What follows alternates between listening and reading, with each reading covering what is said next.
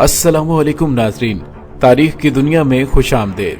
मुझे डॉक्टर अली कहते हैं और आज की वीडियो में हम आपको दिखाने और बताने जा रहे हैं कि किस तरह से पाकिस्तान ने दुनिया की सुपर पावर मानी जाने वाली रूस के तैयारों को गिराया और पाकिस्तान और रूस की दुश्मनी की बुनियाद पड़ी।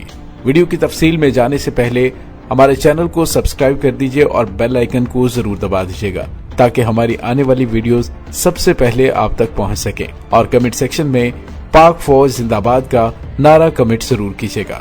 नाज़रीन, दिसंबर 1979 में सोवियत यूनियन ने अफगानिस्तान पर हमला कर दिया। कोल्ड वार के तनाजुर में देखते हुए सोवियत यूनियन का ये मूव वेस्ट के लिए इंतहाई हैरानकुन था। ये वेस्ट के लिए पर्शियन गल्फ की सिचुएशन पर एक इनडायरेक्ट थ्रेट था, खास तौर पर तब कि जब उस एरिया में अपने मोस्ट इम्पोर्टेंट इत्तेहादी ईरान को खो चुका था। ताहम सोवियत यूनियन के अफगानिस्तान पर हमले पर वेस्टर्न पावर की जानिब से कोई डायरेक्ट एक्शन न लिया गया, सिर्फ डिप्लोमेटिक प्रोटेस्ट किया गया। नाज़रीन, ये उस वक्त सिर्फ अफगान अवाम ही थे जो कि रशियंस के खिलाफ रेजिस्टेंस पैदा कर रहे थे। इनिशियली पाकिस्तानी फौज सोवियत यूनियन की फौज की इस मूव पर काफी ज्यादा फिक्रमंद थी, लेकिन सोवियत यूनियन की डिप्लॉयमेंट के एनालिसिस से ये शो हो रहा था कोई ऐसा खतरा नजदीक नहीं है कि सोवियत यूनियन पाकिस्तान पर हमला करे। बल्कि पहले सालों में तो सोवियत यूनियन अफगानिस्तान में बेसिस बनाने और अर्बन एरियाज को अंडर कंट्रोल करने में मसरूफ रहा। सोवियत यूनियन की कुल 4 यूनिट्स, जिनमें एक यूनिट MiG-21, एक Mi-24 और इसी तरह से एक यूनिट Mi-8 एयरक्राफ्ट से लैस थी। ये चारों यूनिट 40 आर्मी सोवियत यूनिट के अंडर कमांड थी, जिनका headquarter Turkmenistan Republic of Soviet में था। नाज़रीन, उन एयरफोर्स के यूनिट्स के पायलट्स को ये परमिशन हासिल नहीं थी कि वो पाकिस्तानी बॉर्डर के 15 किलोमीटर भी नजदीक जाएं। यानी उनकी हुकूमत की जानिब से एयरफोर्स को मना किया गया था कि पाकिस्तानी बॉर्डर से 15 किलोमीटर दूर रहना। इसकी बजाय इनिशियली सोवियत को ईरान की जानिब से खतरा था और यही वजह थी कि सोवियत यूनियन मजबूत एयर डिफेंस यूनिट्स ईरान की तरफ डिप्लॉय कर रहा था। ताहम सोवियत यूनियन ने अपनी पोजीशन एस्टेब्लिश करने के बाद अपनी फोर्सेस को डिफेंसिव पोजीशन में रखा, जिसने लोकल नेटवर्क्स और दीगर मुजाहमती नेटवर्क्स को शानदार मौका दिया कि वो सोवियत यूनियन के खिलाफ एक भरपूर शोरिश पैदा कर सके। नाज़रीन, बहुत जल्द पाकिस्तान को ये क्लियर हो चुका था कि पाकिस्तान को सोवियत यूनियन की जानिब से सरेदस्त कोई भी कन्वेंशनल वार थ्रेट नहीं है और पाकिस्तान आराम से मुजाहिदीन को अफगानिस्तान में सपोर्ट करने लगा। 1981 के शुरू में सोवियत यूनियन आहिस्ता आहिस्ता अपने फ्लाइंग यूनिट्स को मजीद बढ़ाता चला गया और उसके बाद उनके जंगी जहाज और हेलीकॉप्टर पाकिस्तानी सरहद के करीब भी पेट्रोलिंग करने लगे। शुरू में सोवियत यूनियन की जानिब से पाकिस्तान की जानिब रिकॉनेसेंस मिशन किए जाते थे, लेकिन बहुत जल्द पाकिस्तानी सरजमीन पर अफगान रिफ्यूजी कैंप पर अटैक किया गया। वो जगह मुजाहिदीन की रेस्ट और ट्रेनिंग के लिए भी इस्तेमाल की जाती थी और अफगान वार के लिए फाइटर्स भी इसी जगह पर रिक्रूट किए जाते थे। उन अटैक्स के बाद पाकिस्तान ने अमेरिका से फाइटर इक्विपमेंट मांगे, जिनमें नए एयरक्राफ्ट्स, सैम मिसाइल्स, रेडार्स और इसी तरह से ECM और इसियट शामिल थे।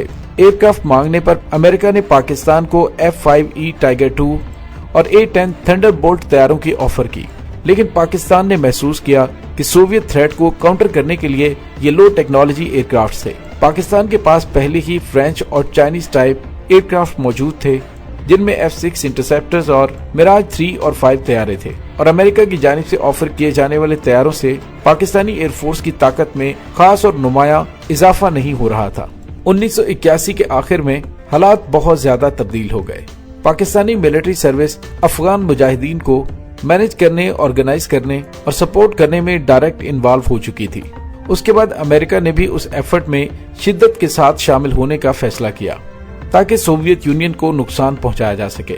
शुरू में अमेरिका ने मुजाहिदीन को आर्म्स और सपोर्ट की सप्लाई से मुस्तफीद किया, लेकिन जब सोवियत एयरक्राफ्ट ने पाकिस्तानी सरहदों में दाखिल होना शुरू कर दिया तो उसके बाद पाकिस्तान अमेरिका को इस फैसले पर ले आया कि वो पाकिस्तान को F-16 तैयारे भी फराहम करे। यूं दिसंबर 1981 में पाकिस्तान और अमेरिका के दरमियान 40 F-16 जंगी तैयारे खरीदने पर एग्रीमेंट साइन हो गया। उन 40 तैयारों में 32 F-16A और 8 F-16B फाइटिंग फाल्कन तैयारे थे, लेकिन बाद में पाकिस्तान ने ऑर्डर चेंज किया जिसमें 28 F-16A और 12 F-16B तैयारे शामिल किए गए। दोस्तों याद रहे कि F-16A सिंगल सीट तैयारे थे और F-16B डबल सीट तैयारे थे। पाकिस्तान ने ऑर्डर में 4 F-16 सिंगल सीट कम करके 4 डबल सीट बढ़ा दिए थे, जो कि ये जाहिर करता है पाकिस्तानी एयरफोर्स मुस्तकबिल में इस तैयारे की तमाम ट्रेनिंग घर पर ही करना चाहती थी। नाज़रीन, अक्टूबर 1982 में 2 F-16A 4 F-16B तैयारे पाकिस्तान को डिलीवर होने के लिए रेडी थे, जबकि दूसरी जानिब पाकिस्तानी पायलट्स का F-16 तैयारे को उड़ाने और ऑपरेट करने की अपनी तमाम ट्रेनिंग मुकम्मल कर चुका था। पाकिस्तानी पायलट्स ने अपनी ये ट्रेनिंग यूएस एयरफोर्स से 421 स्क्वाड्रन फाइटर से हासिल की थी, जो कि अमेरिकन एयरफोर्स की one of the most decorated squadron है। नाज़रीन, यहाँ पे आपको ये भी बताते चलें, यही स्क्वाड्रन अब F-35 जंगी तैयारों को ऑपरेट कर रही है। पाकिस्तान को मिलने वाले ये नए तैयारे फ्लोरिडा मैकडिल एयरफोर्स बेस से उड़ाए गए और अटलांटिक ओशन से होते हुए एज़ोरेस, स्पेन और फिर सऊदी अरब के ज़ोहरान एयरबेस पर पहुंचाए गए, जहां अमेरिकन पायलट्स ने ये तैयारे पाकिस्तानी पायलट्स के हवाले किए।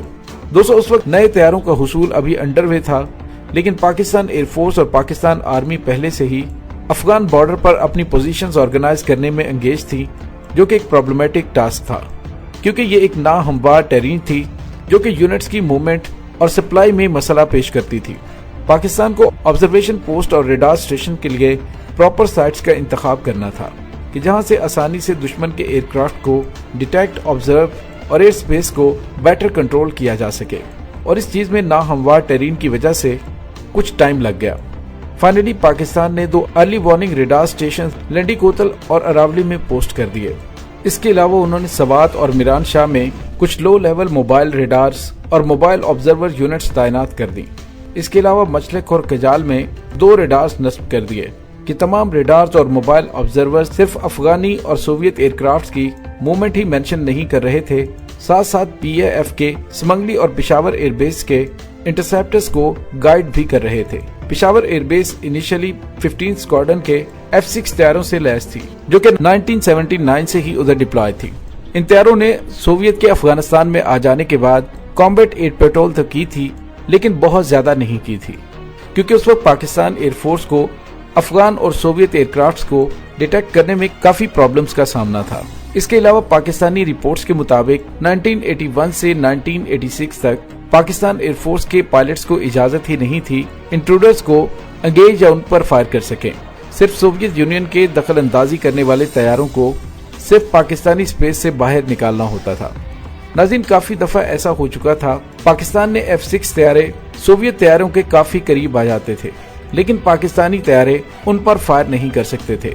उसकी वजह यही थी कि पाकिस्तान सोवियत यूनियन को प्रवोक नहीं करना चाहता था।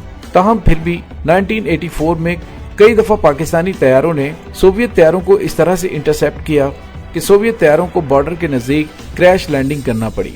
1985 में सिचुएशन काफी ज्यादा तब्दील हो चुकी थी, क्योंकि अफगान वार अपनी पीक पर पहुंच चुकी थी। सोवियत यूनियन काफी ज्यादा ऑफेंसिव होता जा रहा था। अफगान और सोवियत यूनियन पकतिया सूबे में मुजाहमत करने वाले मुजाहिदीन को खत्म करने की कोशिश कर रहे थे।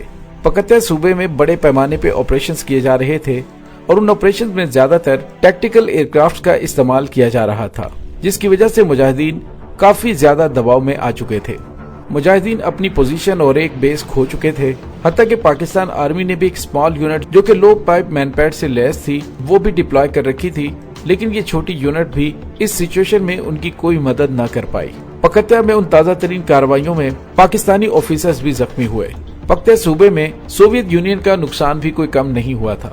नवंबर के शुरू में मुजाहिदीन ने 2 दिन की लड़ाई में सोवियत यूनियन के 15 एयरक्राफ्ट और हेलीकॉप्टर्स तबाह कर दिए थे और 13 नवंबर को 4 हेलीकॉप्टर्स तबाह किए। उस बैटल को बैटल फॉर हेल कहा जाता है और ये लड़ाई सोवियत यूनियन काफी हद तक जीत चुका था, क्योंकि उसमें ज्यादातर रूस ने फाइटर जेट्स और हेलीकॉप्टर्स का इस्तेमाल किया था। मजीद ये कि सोवियत यूनियन पाक अफगान बॉर्डर के नजदीक मुजाहिदीन की बेस और पाकिस्तानी सिस्टम तबाह करने में काफी हद तक कामयाब हो चुका था, जिसके बाद सोवियत यूनियन ने पाकिस्तानी इलाके मिरान शाह, पिशावर और पारा चनार से मुल्हिका अटैक करने का सिलसिला शुरू कर दिया और पाकिस्तानी साइट्स पर मौजूद कैंप्स पर अटैक्स में इजाफा कर दिया। उस वक्त तक Pakistani air force peace time air engagement procedures करती रही। हमारे तैयारे हमेशा पाकिस्तानी हुदूद में रहते थे और अगर दुश्मन का तैयारा पाकिस्तानी एयर स्पेस में घुस आता तो उसे आइडेंटिफाई करने के बाद तो हमारे पायलट्स को इन तैयारों को एंगेज करने के लिए परमिशन लेना पड़ती थी। इस तरह की रिक्वेस्ट चेन ऑफ कमांड के जरिए होती थी।